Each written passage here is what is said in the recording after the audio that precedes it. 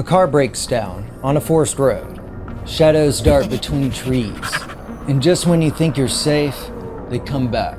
The Melon Heads, deformed and dangerous, born from folklore and fear, and said to haunt the backroads of America. These legends were so disturbing they made people leave town and never look back.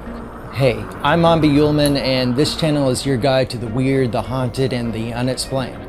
Stories that slip through the cracks of small towns and echo through the woods. Before we dive into this bizarre roadside legend, hit that like and subscribe button to stay up to date with the strange and the mysterious. I upload once a week, bringing you the folklore, fear, and the sounds that lurk behind the last streetlight on the edge of town. Let's take a turn off the main road, shall we? The Melon Heads are said to be small, pale, humanoid creatures with oversized head and a feral demeanor. Sightings have been reported in Ohio, Michigan, and Connecticut, but two versions of the legend stand out.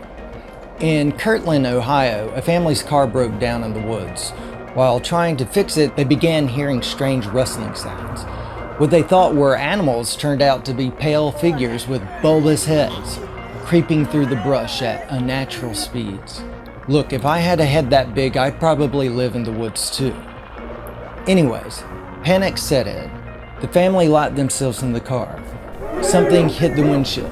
Something else tried the door handle. Just as it seemed the creatures would swarm them, headlights cut through the woods. The police had arrived, but the creatures vanished. At this point, I'm not even sure they're cryptids. They might just be rural homeschoolers. But Connecticut holds its own version, one rooted in urban legend and whispered campfire tales. On a stretch of road known locally as Dracula Drive, the Melon Heads are said to be the victims of cruel medical experiments. According to this story, a doctor named Dr. Crow, or Melon, was running a secretive asylum where children were subjected to grotesque experiments that caused their heads to swell abnormally. Eventually, the children revolted. They set fire to the facility, killed the captor, and vanished into the woods, where they've lived ever since. People driving through Dracula Drive report seeing strange figures lurking in the trees, or running across the road with glowing eyes and long limbs. Some claim to have had their cars scratched or even followed out of the woods. My track Melon Heads on Dracula Drive is built around the unease of this legend.